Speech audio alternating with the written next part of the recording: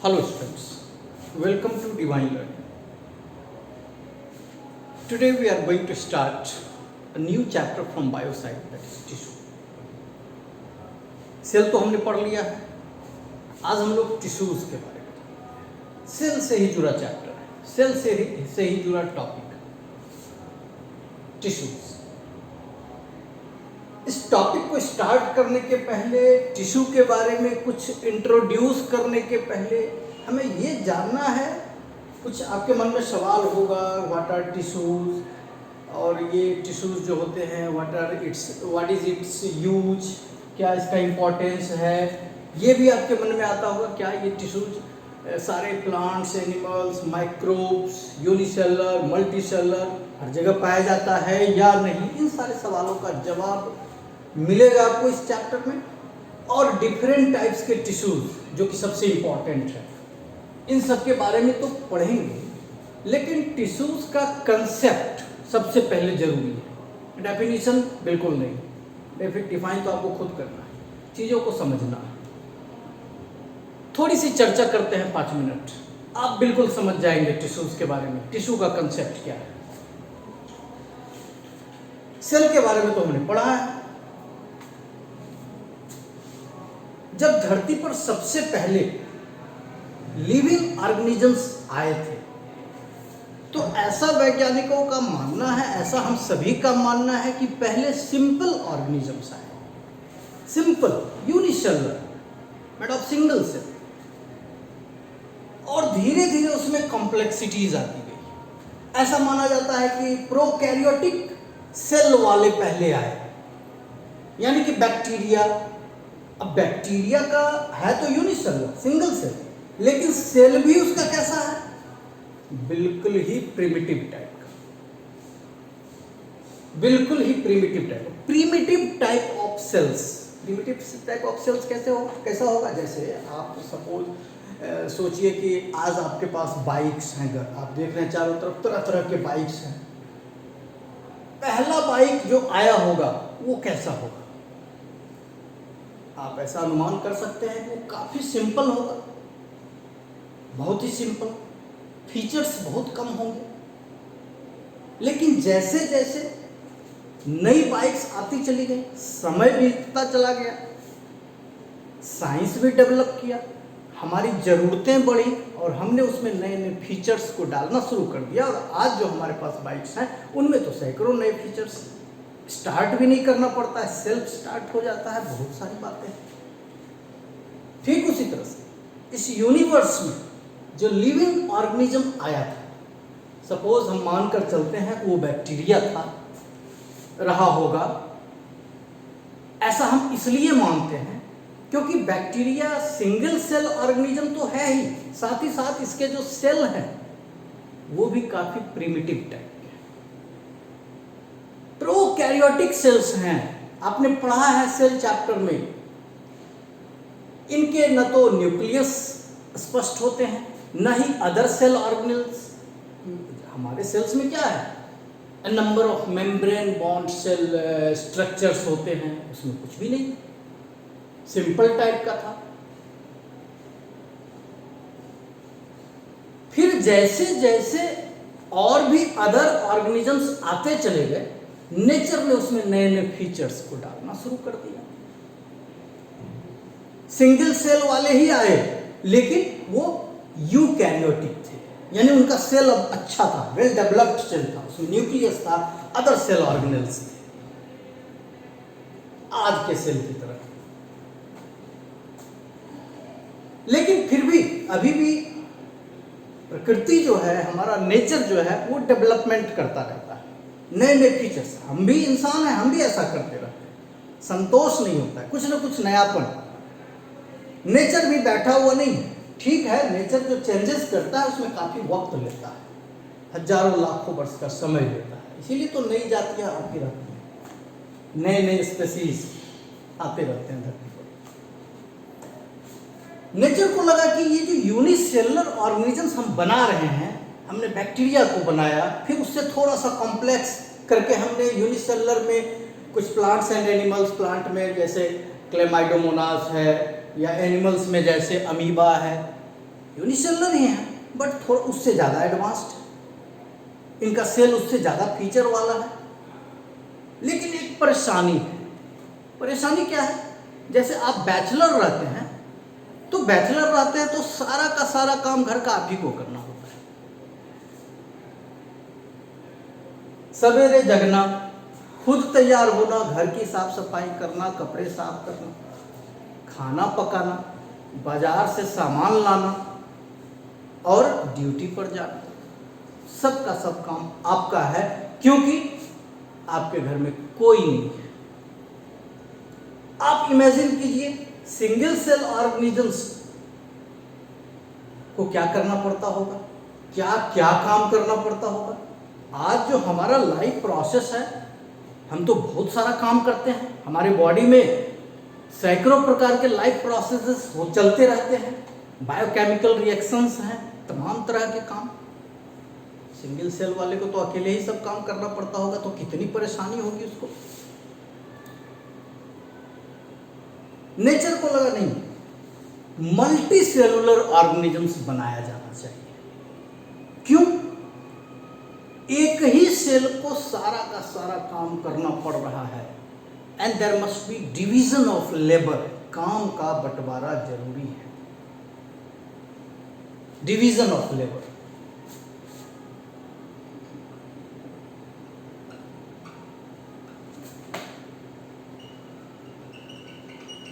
काम का बंटवारा जरूरी है। चलिए ठीक है। नेचर को लगा कि नहीं, मल्टी सेलुलर ऑर्गेनिजम से बनाया जाए और उसमें डिवीजन ऑफ लेबर हो। किसी का काम फूड को किसी भी तरह से प्राप्त करना, आइदर बनाना या कहीं ना कहीं से लेना और उसे डाइजेस्ट करना, यानी कि न्यूट्रिशन। किसी का काम हो रेस्पिरेशन से रिलेटेड, उसमें कुछ सेल्स स्पेशलाइज्ड हों, कुछ सेल्स मल्टी सेलुलर हैं, कुछ सेल्स स्पेशलाइज्ड हों और उनका काम है, चलो भाई तुम्हारा काम है न्यूट्रिशन, तुम्हारा काम है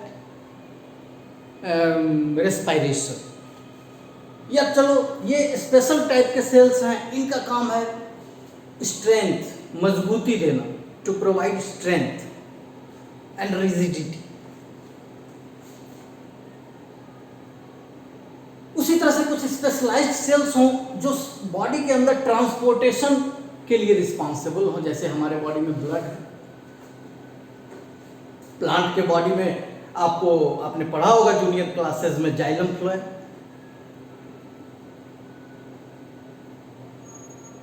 डिवीजन ऑफ लेबर इसी को कहते हैं। तो नेचर ने सोचा ऐसे ऑर्गेनिजम्स को अब बनाओ जिसमें सेल्स काफी हो, मल्टी सेलुलर हो वो, और काम का बंटवारा, अलग अलग ढंग के सेल्स। कुछ सेल्स एक तरह के काम करने के लिए स्पेशलाइज्ड हों, कुछ सेल्स दूसरे तरह के काम के लिए स्पेशलाइज्ड हों, सब अपना अपना ही काम करेगा। किसी भी यूनिट में आप स्कूल में देख लीजिए, सब अलग अलग काम करने के लिए स्पेशलाइज्ड हैं। ऑफिस में ड्यूटी करने वाले लोग वो ऑफिस का काम करने में एक्सपर्ट हैं, स्पेशलाइज्ड हैं। जिनका काम टीचिंग है वो टीचिंग में एक्सपर्ट हैं। जिनका काम साफ सफाई से रिलेटेड है वो उसमें एक्सपर्ट हैं। जो ड्राइवर्स हैं वो उसमें एक्सपर्ट्स हैं। और यहीं से स्टार्ट हुआ multi cellularity, multi cellular organism सब आने लगे और उनमें अलग अलग खास खास तरह के सेल्स हुआ करते थे जो कि खास खास तरह का काम करते थे। इसी ग्रुप ऑफ सेल्स, एक ग्रुप में या एक तरह के आपके बॉडी में पाए जाने वाले एक खास तरह के सेल्स जो दिखने में भी एक जैसे हैं, उनका स्ट्रक्चर सेम है और वो काम भी सेम करेंगे, एक ही जैसा काम करेंगे। All those cells are called tissue, a single type of tissue, a single tissue. जैसे प्लांट में कुछ खास सेल्स ऐसे हैं जिनका काम है transportation of materials, either water और फूड, प्रिपेयर्ड फूड। उन सारे सेल्स को, उन सारे सेल में ऐसी उनमें ऐसी एफिशिएंसी है कि वो ट्रांसपोर्टेशन में एक्सपर्ट, बड़ी आसानी से ट्रांसपोर्टेशन कर लेते हैं। ये सारे सेल क्या कहलाएंगे? टिश्यूज कहलाएंगे। उसी तरह प्लांट में कुछ सेल्स ऐसे हैं जिनमें क्लोरोफिल होता है और वो बड़ी आसानी से फोटोसिंथेसिस करके फूड मैन्युफैक्चरिंग कर लेते हैं। यानी वैसे सारे सेल्स प्लांट में कहीं भी हों, लीव्स में होता है, कभी कभी स्टेम में भी आप हरा स्टेम भी देखते हैं, वैसे सारे के सारे सेल्स जिनमें क्लोरोफिल है और वो फोटोसिंथेसिस कर सकता है, फूड मैन्युफैक्चरिंग कर सकता है, वो एक तरह के सेल्स हैं। इसका मतलब उनको टिश्यू कहेंगे। जैसे स्टूडेंट किसे कहते हैं? स्टूडेंट किसे कहेंगे? ये तो कलेक्टिव नाउन हो गया, सारे पढ़ने वाले स्टूडेंट हो गए। सब एक जैसा लगता है, एक जैसे ड्रेस में होता है, एक जैसे यूनिफॉर्म में होता है, सबका एक काम है, वो स्टूडेंट्स हो गए। देख के ही पहचान जाते हैं। डॉक्टर्स एक जैसे दिखने में सभी लगते हैं, उनका यूनिफॉर्म एक जैसा है, काम भी सबका एक जैसा, वे डॉक्टर्स हैं। ठीक उसी तरह से ऐसे सेल्स जो स्ट्रक्चर में और फंक्शन में एक जैसे होते हैं, उनको टिश्यूज कहते हैं। सवाल उठता है कि क्या टिश्यू हर ऑर्गेनिजम्स में होता है? नहीं, सिर्फ मल्टी सेलुलर ऑर्गेनिजम्स में होता है। क्योंकि अभी आपको बताया गया यूनिसेलुलर, इसकी जरूरत कहाँ है? वहां तो डिवीजन ऑफ लेबर है ही नहीं, एक ही सेल है। टिश्यू कैसे होगा? टिश्यू तो ग्रुप ऑफ सेल्स होता है। अब हम लोग यहां पर टिश्यू को डिफाइन कर लेंगे खुद से।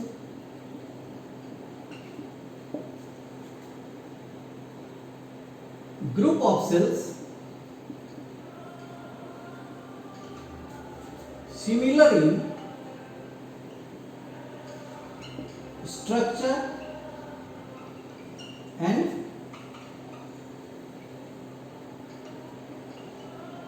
फंक्शन। स्ट्रक्चर एक जैसा हो, फंक्शन एक जैसा हो, ऐसे सेल्स टिश्यूज कहलाते हैं। और ये किस लिए हैं? डिवीजन ऑफ लेबर के लिए हैं। डिवीजन ऑफ लेबर की जरूरत अगर नहीं होती तो टिश्यूज को बनाने की जरूरत नहीं होती। तो जितने भी मल्टी सेलुलर ऑर्गेनिजम्स हैं, किसमें ये होगा?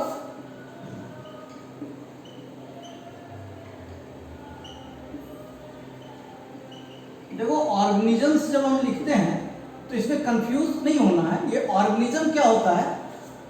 ऑल लिविंग बींग्स, इधर प्लांट्स और एनिमल्स, ये ऑर्गेनिजम्स ही होते हैं। चाहे छोटा हो, बड़ा हो, यूनिसेलुलर हो, मल्टी सेलुलर हो, सब के सब ऑर्गेनिजम्स हैं। तो मल्टी सेलुलर ऑर्गेनिजम्स में ही डिवीजन ऑफ लेबर होता है और इसी डिवीजन ऑफ लेबर के लिए टिश्यूज का कंसेप्ट आया है, टिश्यू को बनाया गया। अब मल्टी सेलुलर ऑर्गेनिज्म में प्लांट भी है और एनिमल भी है।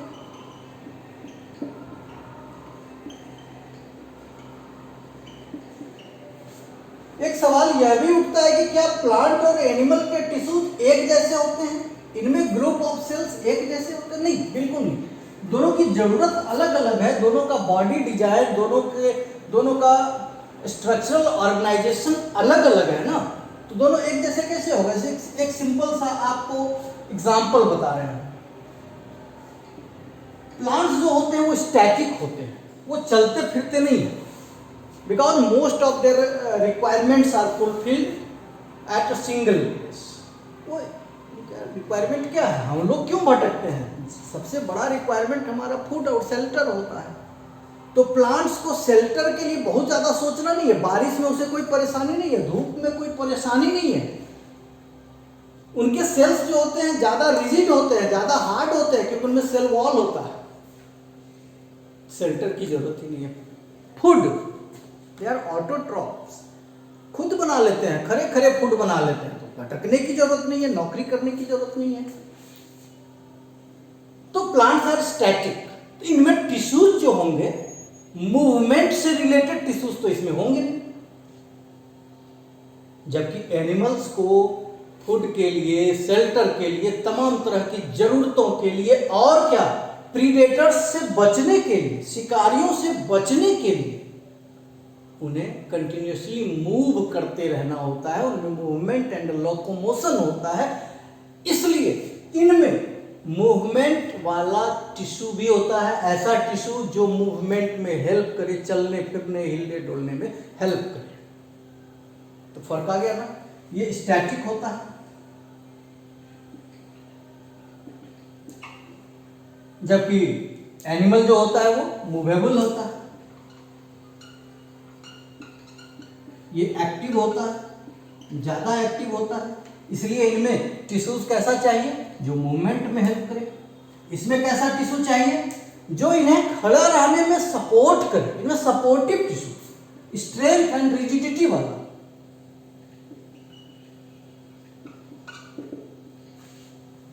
फर्क आ गया ना दोनों में। एक और फर्क समझना है हमें, अगर पूछ दे write any two differences between the tissues, any plant tissues and animal tissues, हम बताएंगे। पहला तो देखा, दूसरा देखिए काफी इंपॉर्टेंट है। प्लांट टिश्यूज जो होते हैं उनमें, टिश्यूज के बारे में आपने पढ़ा है, टिश्यू जब मैच्योर हो जाता है, बड़ा हो जाता है, तो वो डिवाइड कर जाता है, 1 से 2 में बट जाता है, जिसे कहते हैं सेल डिवीजन। सॉरी, टिश्यू नहीं, सेल। सेल जब बड़ा हो जाता है, मैच्योर हो जाता है, तो 1 से 2 में बदल जाता है, बट जाता है, इसे कहते हैं सेल डिवीजन, और सिंपल सेल डिवीजन जिसे माइटोसिस कहते हैं। प्लांट में जो सेल डिवीजन होता है हर जगह नहीं होता है। आप प्लांट के कुछ पार्ट्स को देखते होंगे, लगता है कि हम वर्षों से ऐसा ही देख रहे हैं।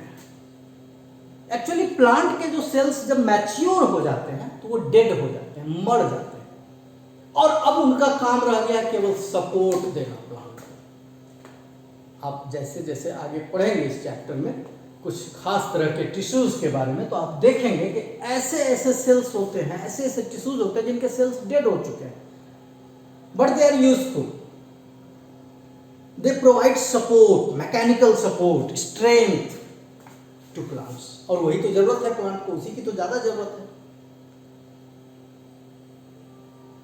जबकि प्लांट में कुछ पार्ट्स ऐसे होते हैं जो लाइफ लॉन्ग बढ़ते रहते हैं, वहां पर सेल डिवीजन वाला, वहां दूसरे ढंग का टिश्यू चाहिए, ग्रोथ के लिए रिस्पॉन्सिबल जो टिश्यूज होते हैं। जबकि एनिमल में ऐसा नहीं होता है। एनिमल में जो ग्रोथ होता है, एनिमल के जो टिश्यूज होते हैं या एनिमल में जो ग्रोथ होता है ना, वो थ्रू आउट द बॉडी एक जैसा होता है। ऐसा नहीं है कि इसका कोई पार्ट डेड हो चुका है, अब वहां ग्रोथ नहीं होगा, वहां सेल डिवाइड नहीं करेगा, ऐसा नहीं। यानी कि एनिमल में सेल डिवीजन जो भी होता है या ग्रोथ जो भी होता है यूनिफॉर्म होता है। प्लांट में यूनिफॉर्म ग्रोथ नहीं होता, यूनिफॉर्म सेल डिवीजन नहीं होता। तो देखिए प्लांट में सेल डिवीजन नॉन यूनिफॉर्म होता है, जबकि एनिमल्स में ये यूनिफॉर्म होता है। ठीक है ना। तो बहुत तरह के डिफरेंसेस होते हैं। जब आप प्लांट एंड एनिमल के डिफरेंट टिश्यूज के बारे में थोड़ी थोड़ी जानकारी इस चैप्टर में आपको दी जाएगी, वो ले लेंगे, तब आपको ये आप फिर से एक बार इस टॉपिक को रिकॉल करेंगे घर पर और देखेंगे कि अब हम जरा देखें प्लांट और एनिमल के टिश्यूज के नेचर में क्या डिफरेंस है। तो आपको लगेगा बहुत सारे डिफरेंसेस हैं। बिल्कुल, बॉडी डिजाइन ही दोनों का दो होता है। एनिमल का बॉडी डिजाइन ज्यादा कॉम्प्लेक्स होता है, कितने तरह के सिस्टम्स हैं, प्लांट में इतने सिस्टम्स नहीं होते हैं। और स्टूडेंट के रूप में इसलिए प्लांट टिश्यूज भी काफी कम टाइप के होते हैं, काफी कम होते हैं, और एग्जामिनेशन पॉइंट ऑफ व्यू से आसान भी हो जाता है प्लांट का टिश्यू आपके लिए याद करना या पढ़ना।